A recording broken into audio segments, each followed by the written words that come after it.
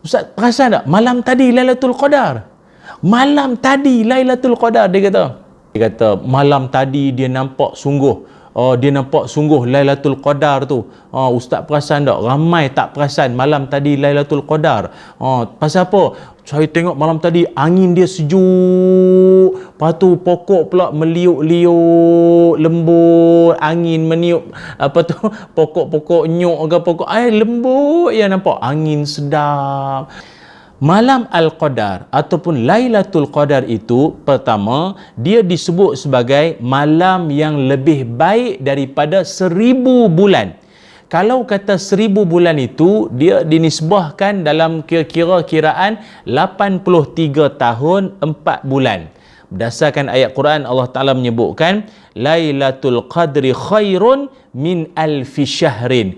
Satu malam pada bulan Ramadan itu, apa jua amal-amal kebaikan, apa jua amal soleh yang kita buat, sama ada sedekahnya, solatnya, bacaan Qurannya, atau apa jua amal-amal sunat yang kita buat pada malam tersebut, yang kita tak tahu malam tu bila, tapi bila dia kena aja malam itu, di saat kita semayang sunat, Qurannya, apa segalalah, zikir, apa wirid yang kita buat pada malam tersebut, gandaan pahalanya itu bersamaan seperti kita melakukan ibadat tersebut selama 83 tahun 4 bulan non-stop.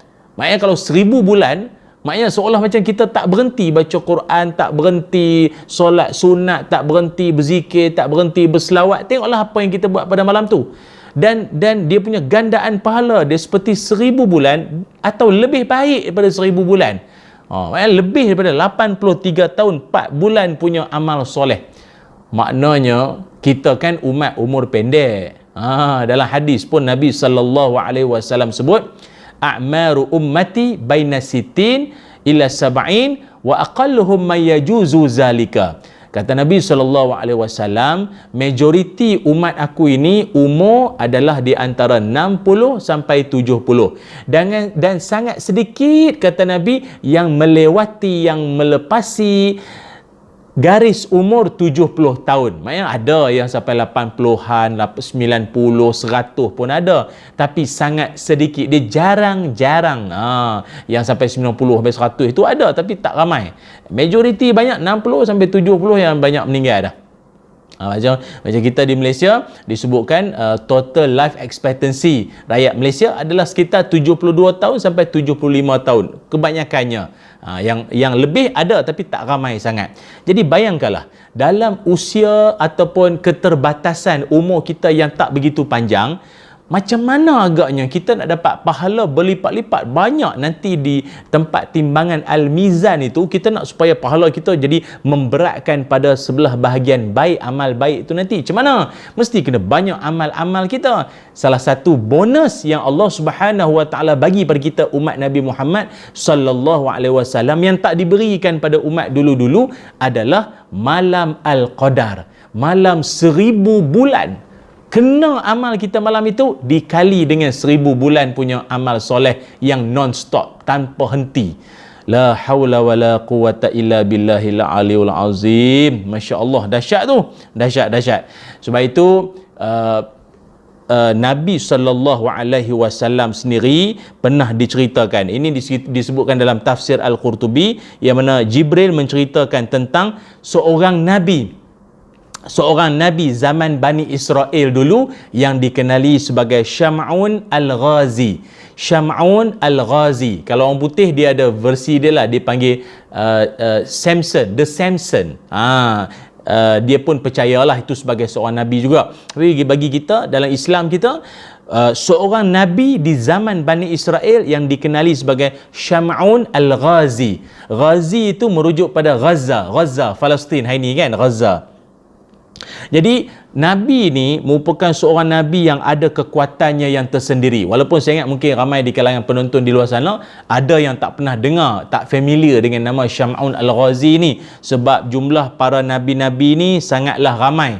Disebutkan dalam hadis, Abu Zar pernah bertanya Nabi SAW tentang jumlah kam iddatul anbiya, berapa jumlah para nabi keseluruhannya ya Rasul? Jawab Nabi, mi'atu alaf wa arba'atun wa ashruna alfan ar-rusul min zalika salasun mi'atin wa khamsata ashar jamman ghafira. Kata Nabi SAW, jumlah para nabi saja ada 124,000 orang jumlah para nabi, dan jumlah para rasul adalah 315 orang.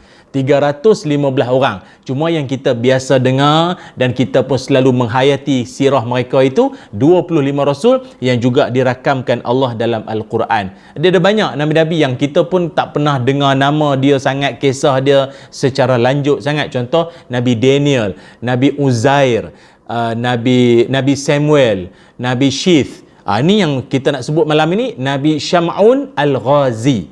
Nabi Syam'un Al-Ghazi ni diceritakan bahawa baginda seorang yang dia ada kekuatan pada rambut dia. Rambut dia panjang. Dan ramai musuh-musuh tumpas pada dia hanya dengan kekuatan yang ada pada rambut dia. Maknanya ialah para nabi ni dia ada mukjizat masing-masing. Lalu para musuh semua dapat ketahui bahawa kelemahan Syam'un Al-Ghazi, nabi yang gagah perkasa ini, adalah pada rambut dia. Berpakatlah musuh-musuh dengan isteri Syam'un Al-Ghazi. Maknanya isteri dia pun berpaling tadah, tikam belakang, kianat juga. Berpakat dengan musuh, barangkali dengan macam kena rasuah jugalah ni, dapatlah ada imbuhan ke apa. Lalah malam tu dipakat dengan musuh, gunting rambut Syam'un Al-Ghazi yang panjang tu, akhirnya diikat badan dia.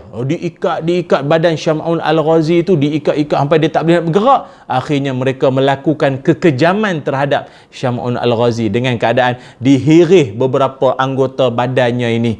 Bayangkanlah, saya pun tak gamak lah nak cerita. Memang sedih semua. Dihirih-hirih dia punya anggota-anggota pada bahagian muka dia, pada badan dia semua. Sangat menyayat hatilah, menyayat hati. Namun dalam keadaan begitu, Syam'un Al-Ghazi berdoa, merayu-rayu pada Allah SWT agar Allah mengembalikan keadaan dia seperti asal balik, dan dia berjanji dia nak beribadah, dia nak senantiasa beramal soleh dalam tempoh jangka masa yang panjang. Akhirnya Allah Ta'ala mengembalikan. Saya ringkas cerita ni, dia cerita dia ada lagi lah, tapi saya ringkas je lah. Akhirnya Allah mengembalikan balik dia punya keadaan dia seperti asal balik, dan selepas pada tu dia beribadat pada Allah Ta'ala dengan penuh kesungguhan, dengan penuh rasa kesyukuran. Allah mengembalikan balik nikmat hidup dia selama 1000 bulan. Selama 1000 bulan. Maknanya para sahabat bila ada di sekeliling Nabi, seolah-olah mereka membayangkan bahawa betapa beruntungnya umat dulu-dulu, umur panjang-panjang, umur lanjut-lanjut belaka. Jadi seronoklah boleh buat amal ibadah dengan umur yang panjang-panjang. Untung umat dulu-dulu. Oleh kerana itu, Nabi SAW pun memberikan semangat kepada para sahabat bahawa kita pun turut sama boleh merasai atau menikmati bagaimana indahnya orang-orang dulu dapat buat ibadah walaupun dengan umur yang panjang, tapi kita walau umur pendek, tapi kalau sekiranya dapat malam tersebut, maknanya kita punya amal kita lebih bagus daripada 1000 bulan atau 83 tahun 4 bulan. Dahsyat. Memang dahsyat. Maknanya bonus lah untuk kita, walau umur tak panjang tapi amal dilipat gandakan. Maka itulah malam yang kita sebutkan sekali lagi sebagai malam Al-Qadar ataupun Lailatul Qadar. Turunnya para malaikat. Para malaikat semua pakat turun. Tanazzalul malaikatu warruhu fiha. Turunnya para malaikat dan juga roh. Roh di sini maksudnya apa? Iaitu malaikat Jibril. Ar-ruh maknanya malaikat Jibril. Turunnya para malaikat dan juga malaikat Jibril ini menunjukkan sebagai apa? Kemuliaan. Dalam tafsir Quranul Azim nyatakan banyaknya malaikat yang turun pada malam tersebut menjadikan malam itu malam yang penuh dengan berkat. Ingat ya, mana-mana tempat, mana-mana kawasan, mana-mana situasi atau suasana yang adanya kebaikan pada satu-satu tempat, situasi, keadaan itu, maka dia akan dihimpun ataupun dia akan menjadi tempat perkumpulan para malaikat. maka itu disebut sebagai barakah ataupun berkat. Sebagai contoh, macam majlis ilmu, majlis zikir, ini semua dia disebut sebagai majlis yang berkat lah. Pasal apa? Dikerumuni oleh para malaikat.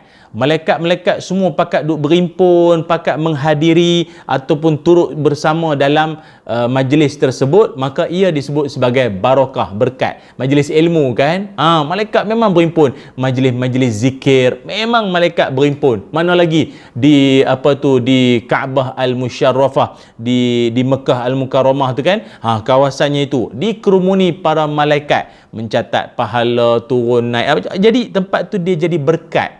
Begitulah juga malam yang penuh berkat ataupun malam Al-Qadar ini, kerana turunnya para malaikat dan juga malaikat Jibril alaihi salam pada malam tersebut, maka menjadikan ianya berkat. Innal malaikah tilkal lailah fil ardi aksaru min adadil khasa, iaitu disebutkan bahawa sungguhnya malaikat ini pada malam Al-Qadar itu, jumlah mereka ini adalah jumlah yang begitu ramai sekali, begitu banyak sekali. Cuma mungkin ada orang nak tanya, nak tahu jugalah, apa tujuan para malaikat banyak sangat berimpun di muka bumi Allah ini? Ada beberapa. Ingat, malaikat ini antara dia punya peranan dia, selain daripada yang kita tahu tugas-tugas malaikat ni semua, yang jaga pintu neraka, cabut nyawa, yang menurunkan hujan, menurun wahyu semua ini, selain daripada itu, malaikat ni juga merupakan makhluk Allah yang ianya sebagai menjadi saksi kepada manusia. Jadi saksi pada manusia. Ni macam kita sekarang ni pun ada malaikat kanan kiri kita. Tu yang bila kita solat kan kita bagi salam. Assalamualaikum warahmatullahi. Assalamualaikum warahmatullahi. Salam belah kanan, salam sebelah kiri. Yang kita duk bagi belah kanan, belah kiri tu salam kan, siapa nak jawab tu? Malaikat lah. Kita tak dengar pun. Nak dengar buat apa kan? Dengar malaikat tu jawab, meninggal pula nanti terkejut. Jadi biarlah tak dengar pun tak apa. Maksudnya kita tahu bahawa bagi salamnya kita kanan dan kiri itu adalah kepada malaikat. Sebab malaikat dia jadi saksi kepada kita manusia di atas muka bumi Allah ini.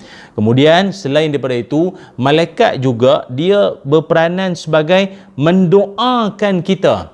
Dia ada perbincangan lain lah. Tuan-tuan pun pernah dengar ada beberapa golongan yang bertuah didoakan oleh malaikat. Antara golongan yang didoakan malaikat siapa? Yang menunggu waktu solat, daripada waktu solat ini ke waktu solat yang berikutnya. Dia menunggu waktu solat ke berikutnya, sepanjang dia duduk menanti itu tanpa dia buat perkara-perkara yang lara, yang lalai, yang tak senonoh, semua dia tak buat.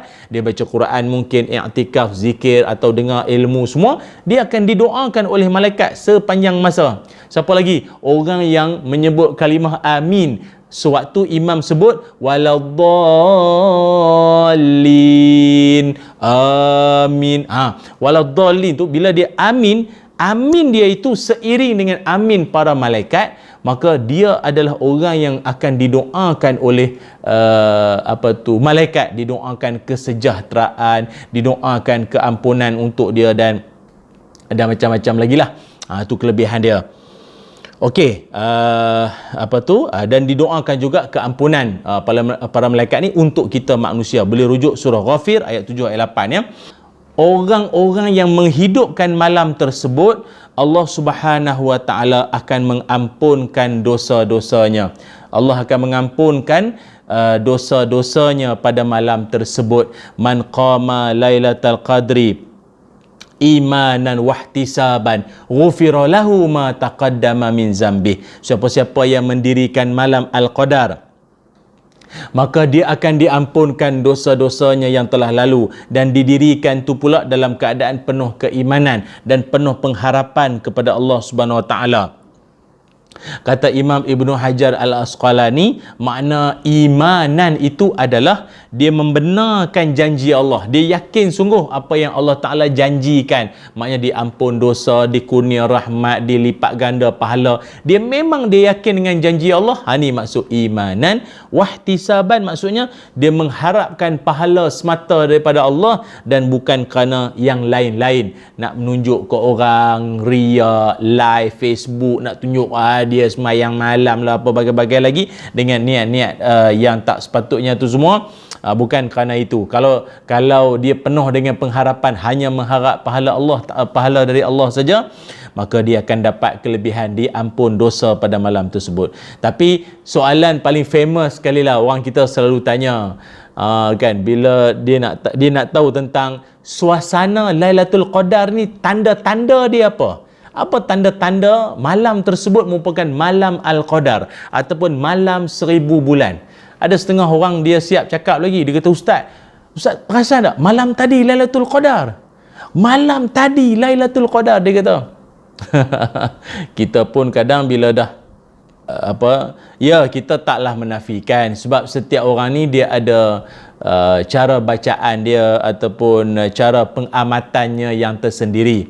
Jadi mungkin benar apa yang dia katakan itu, suasana yang dia nampak.